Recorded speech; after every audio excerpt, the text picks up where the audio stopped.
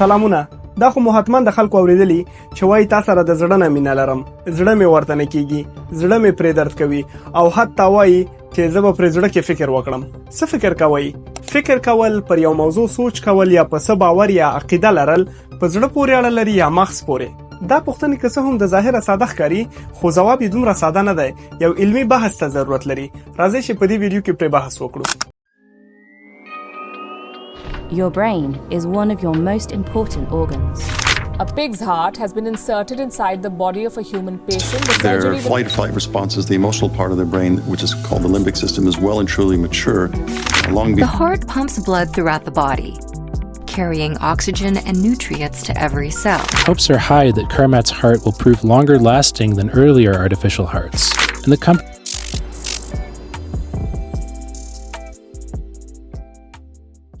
په دې موضوع د پوهېدو لپاره باید د میلاد نه 100 پیړۍ وړاندې لاړ شو.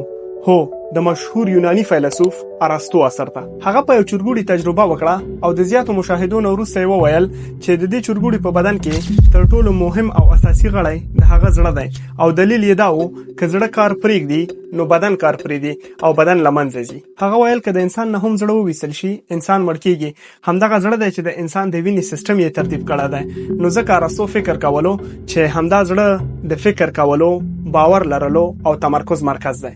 داسې نه ده چې دومره لوی فیلسوف دی په بدن کې دماغ نادیده ونیسي.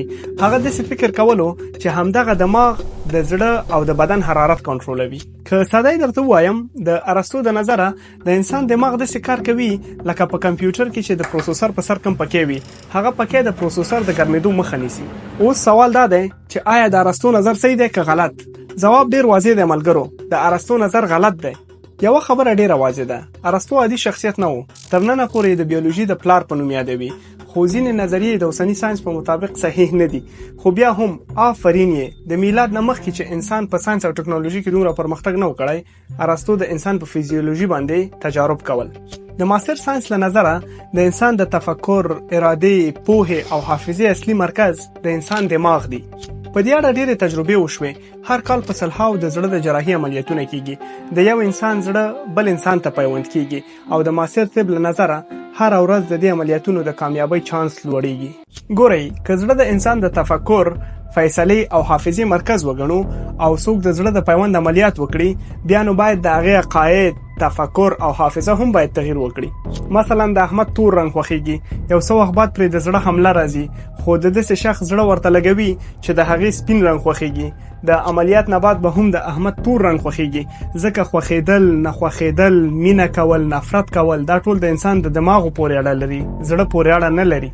دا چې زړه د تفکر مرکز نه دی، په ځینو ټولنو کې خلکو دا خبره نه منله.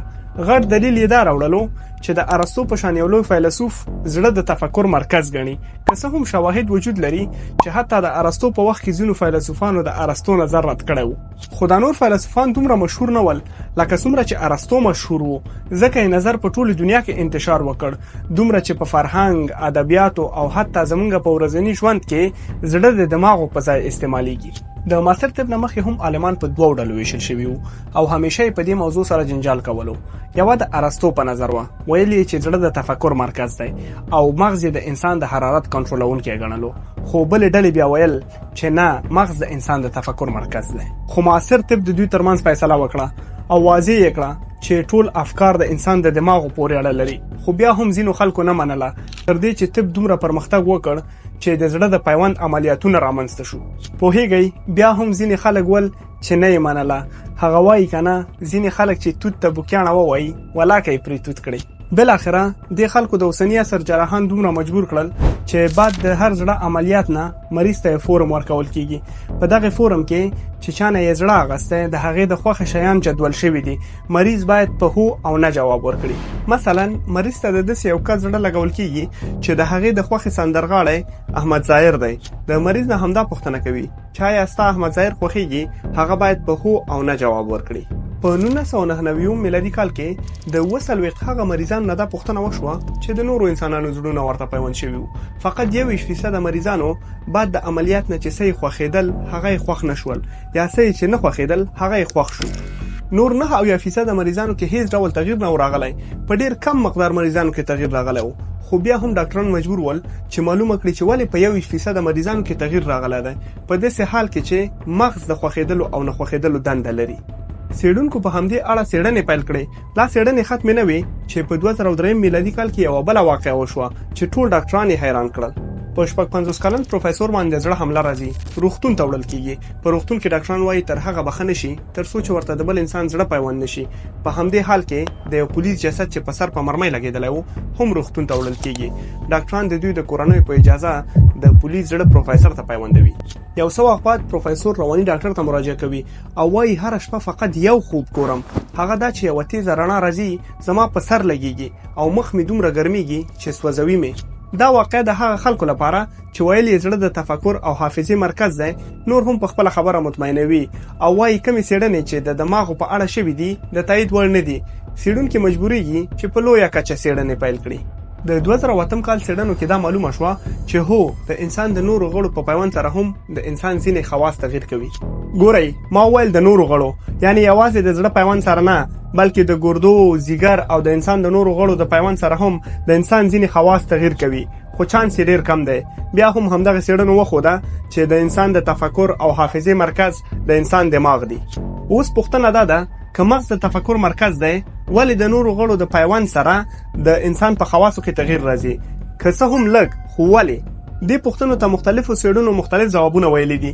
چې ویډیو اوږده نه شي په یو څو مهمو یې غږیږو. په مکتب کې خو به مو ویلي وي چې د انسان بدن د میلیاردونو حجرو څخه جوړ شوی دی. دې کوچنۍ حجرو نه د انسان انساج او غړي جوړیږي. دغه کوچنۍ حجرې چې په مایکروسکوپ لیدل کیږي هم د حافظې وړتیا لري چې دغه حافظې ته سیلولر میموري یا باډي میموري وایي. د دې لپاره چې په حجره کې د حافظې موقعیتونه معلوم کړو حجره باید نور هم زوم کړو. څېړونکو د حجرې د حافظې لپاره 4 تخمینی موقعیتونه معلوم کړي دي چې کېدای شي د حجرې حافظه دغلته موجوده وي، خو دا خبره لا یقیني نه ده او څېړنې پرې روانې دي. اول اپیجنیټک میموري. ساینسپوهان وایي چې د حجرې حافظه په حجره کې دننه د هغې جینونو پورې اړه لري. په یوه حجره کې شاوخوا 20,000 جینونه شتون لري. دویم ساینسپوهان په ډي ان اے باندې دا شک کوي چې شاید د حافظې وړتیا ولري. دریم ساینسپوهان فکر کوي چې دغه حافظه به په هسته کې دننه آر ان اے پورې اړه لري. ګورئ په دې وروستیو کې آر ان اے ته 2 ډوله تعین شوي دي چې یو یې ام آر ان اے دی یعنی میسنجر آر ان اے او ساینسپوهان په دې ډیر شک کوي چې دغه به د حافظې وړتیا ولري. څلورم په حجره کې موجود پروټینونه. ګورئ په یوه کوچنۍ حجره کې 240 میلیونه پروټینونه شتون لري نو ساینسپوهان په دې شک کوي چې شاید دا د حافظې وړتیا ولري. څېړونکي وایي د دې تغییراتو یو بل علت کېدای شي نیورونز وي. نیورون عصبي حجره ده چې دنده یې د بدن څخه اطلاعات مغز ته وړل دي چې په ټول بدن کې شتون لري. یعنی اطلاعات د بدن څخه اخلي او دماغ ته وړي او دماغ بیا خپل اوامر د همدغه حجرو په واسطه تر غړو رسوي. نو باید د حافظې وړتیا ولري. د یو بالغ او سالم انسان په دماغو کې 100 بلیونه نیورونونه شتون لري، خو که د هغه زړه ته وګورو په هغه کې 40,000 نیورونونه دي. د انسان په ټولو غړو کې نیورونونه یا عصبي حجرې شته خو په مختلفو اندازو. دلته باید یوه خبره ووایم، د دماغو نه بعد زړه یوازینی غړی دی چې زیات نیورونونه لري، ځکه په 1991 میلادي کال کې ډاکټر آرمر زړه د لیټل برین یا کوچني دماغو په نوم هم یاد کو. هغه ویل زړه د دماغو سره عصبي، کیمیاوي، فیزیکي او انرژیکي تړاو لري او په خپلو 40,000 نیورونونو تر ټولو زیات سیګنلونه دماغو ته انتقالوي. تر ټولو جالبه دا چې حتی مغز درد او احساسات د زړه سره شریکوي او د زړه نیورونونه کولی شي چې د مغز د درد احساس کم یا زیات کړي. ډاکټر آرمر وایي چې زړه نه یوازې د وینې د انتقال یا سرکولیشن وظیفه په غاړه لري بلکې د نورو غړو په نسبت ډیره د احساس قوه لري. خو دا خبره غلطه ده چې څوک ووایي زړه فکر کولی شي، فیصله کولی شي او یا د حافظې مرکز دی. ساینسپوهان وایي چې همدغه دلایل دي چې بعد د پیوند عملیاتونو نه د ځینو مریضانو په خواصو کې تغییر راځي، خو دا یوه تیوري ده. تر اوسه پرې څېړنې روانې دي. باید ووایم هغه ځوانان چې غواړي په مایکروبیولوژي او هیومن فیزیولوژي کې ریسرچ وکړي دا ورته یوه ډیره ښه ساحه ده. که قصه درته درلنډه کړم دا خو به مو حتما اورېدلې وي. که څوک کومه حادثه وکړي او سر یې زخمي شي نو یاداشت یې ځي. که اورېدلې مو نه وي په فلمونو کې خو مو حتما لیدلې دي. خو د زړه په زخمي کېدو سره د انسان یاداشت نه ځي، خپله کوما یا مرګ ته ځي. په 2022 میلادي کال کې په اول ځل یو انسان ډیوډ بینټ ته د خوږ زړه پیوند شو. بعد د عملیات نه 2 میاشتې ژوندی و. په افکارو، حافظه او باورونو کې هیڅ تغییر رانغی. Can you sing? That's it. Sing it nice and loud. دا لومړی ځل و چې د یو حیوان اورګان د انسان حیاتي غړي په حیث کار وکړ.